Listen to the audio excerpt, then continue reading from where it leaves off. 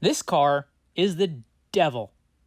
Since my last video, the front end suffered several cascade failures, my turn signals and reverse lights stopped working, I've lost most of the compression through the valves in cylinders 2 and 4, and to top it off, my extremely hard to find 2 model year only hood has finally buckled. These were known to rust out at the hinges, but the rust was painted over, so I couldn't see it until it was too late. And you know what they say, bad things come in fours. Rather than, Go crazy? Don't mind if I do! I'm gonna take my wife's advice, for the first time ever, and take a Chrysler break to focus on my other cars for a while. This is my first love. Had her since junior year of high school, and after a year of giving all my attention to the big blue succubus next door, she's finally getting jealous. So let's take her out for an Italian tune-up, circulate the fluids, burn off the old gas, round off the flat spots.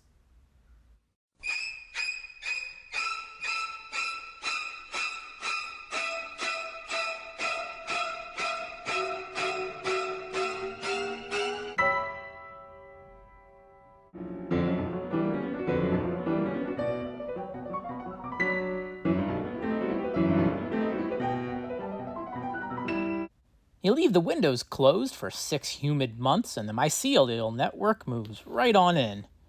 This might be beyond giant brand Clorox wipes. Oh well, time to buy a new tool and take it apart to see how it works. Rats!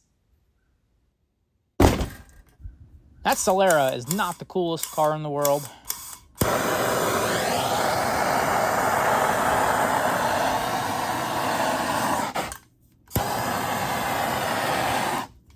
But it's the only car I own that I have nightmares about bad things happening to it. Like how sane people have nightmares about bad things happening to their children.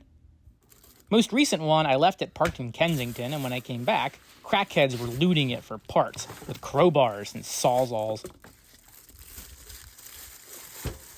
I tried stopping them, but I only had my 380 and it wasn't stopping them. And they were swarming the poor girl like that scene in the first season of The Walking Dead with the horse. My interpretation: first, don't go to Kensington at night. And second, I need to upgrade my CCW. And third, something was wrong with my Salera, and it was trying to contact me in my subconscious, possibly through the mycelial network. Mold is no joke, folks, but neither is ozone. Thanks to my Patreon supporters, this is the second cheapest ozone generator on Amazon. That's right, moving on up.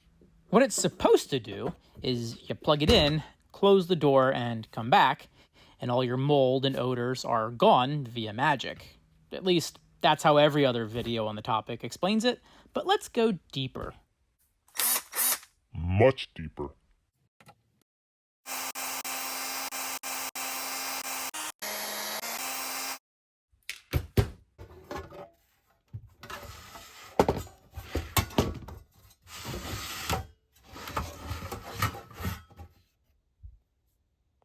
Grounded AC input with a built-in fuse holder. First thing to check if that stops working. Comes with a spare though. This is the second thing to check. A time switch with a cute little lever escapement, just like a mechanical watch, except it's all plastic. Sometimes these fail open, sometimes they fail closed. Either way, the fix is the same. Rip it out and put a toggle switch on and use the timer on your phone. More accurate anyway. 5-watt brushless AC fan to pull in fresh air and pass it over the ozone generator plate. 220 volt rated, but works fine on 120, just draws double the current on this 120 volt version. This is what creates ozone, a molecule made of 3 oxygen atoms. It's a highly insulating ceramic plate that utilizes these conductive metal grids to create high voltage arcs. That's basically all it does. This 3500 volt power supply is what supplies the chutzpah. Higher capacity ozone generators just use multiple plate generators stacked on top, wired in parallel, with a higher wattage power supply to boot. If you've ever gotten a little too intimate with one of these dilly bobbers, you've seen the process in action. You also probably know the smell of ozone. Gonna see what ozone molecules taste like real quick, because I'm curious, but ozone molecules are not good for your lungs. They taste like burning. Nope. I knew ozone was bad for you. I just figured it's such a big room, you know? 3 seconds was enough to clear me out. Who's retarded now? Yeah. The high voltage arcing forces the atoms into a threesome, but oxygen atoms aren't into threesomes. It's just not stable. So when ozone molecules come into contact with another substance, the third atom binds to them, and the remaining oxygen atoms return to their preferred state, regular O2. Meanwhile, whatever element combines with that third oxygen atom loses an electron in the process we call oxidation.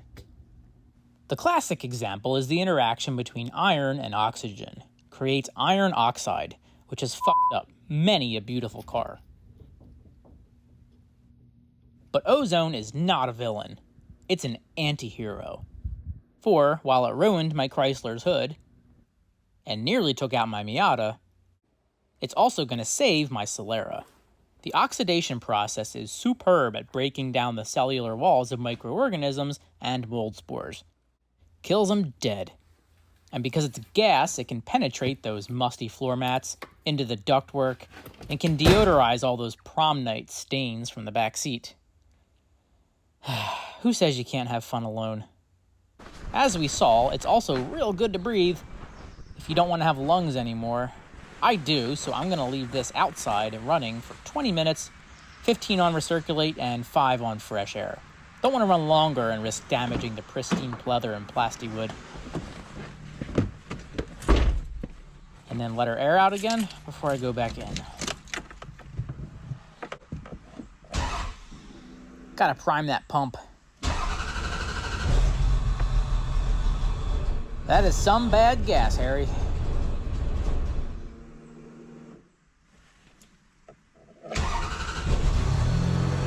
Still cold starts better than that Chrysler, though.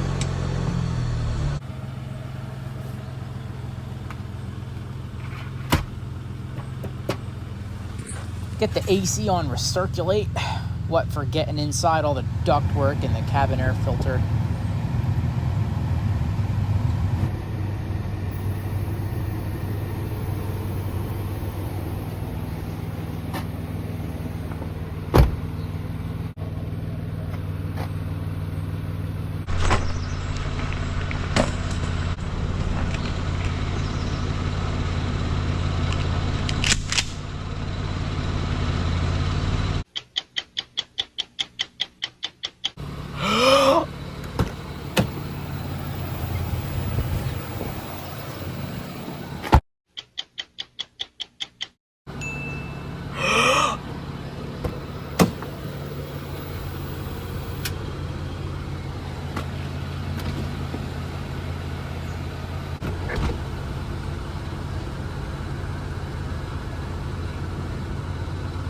Mold successfully murdered. It's hard to prove it to you, because with rare exceptions, you can't smell a YouTube video. This one's for the skeptics.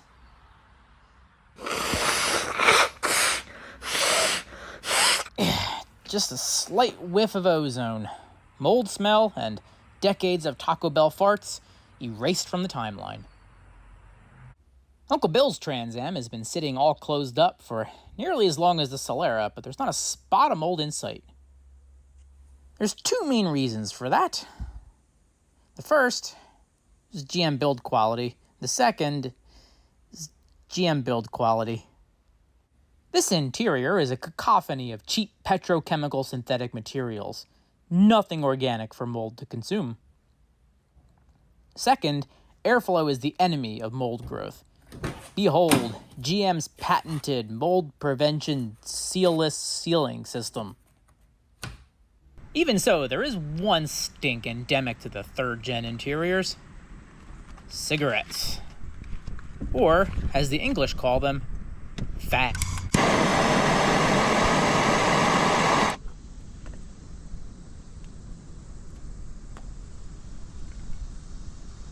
Let's smoke her up and see if that Oriental mystery box can break down the smoke particles and nullify the odor. I do a lot of dumb stuff on this channel, but I don't smoke. based on how weak-willed I am around Trader Joe's Cinnamon Roll Blondie bars, who are not a sponsor, but damn it, I wish they would. I would be hooked after the very first one. So, I'm staying away.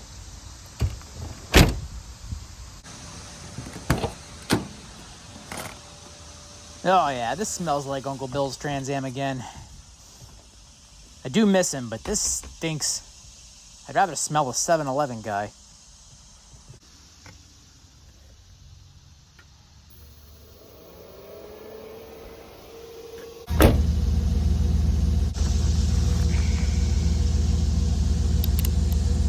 If you know, you know.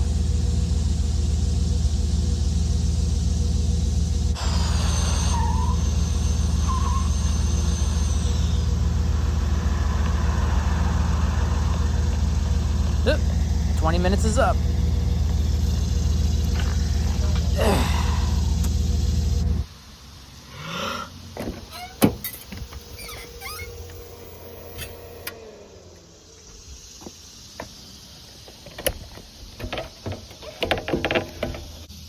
Breathe. Verdict: it's cheap, it's simple, it's effective. Basically, the holy trinity of tools. But if you're not careful, it'll burn your lungs out and erase a lot of irreplaceable nostalgia. Now to air it out completely, I'm going to do what one does with a T-top turd gen on a warm July evening.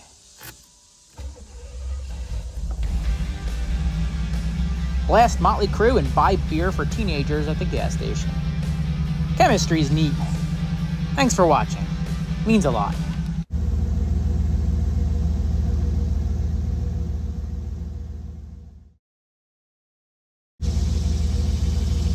Who's over there? Not today, you ghouls.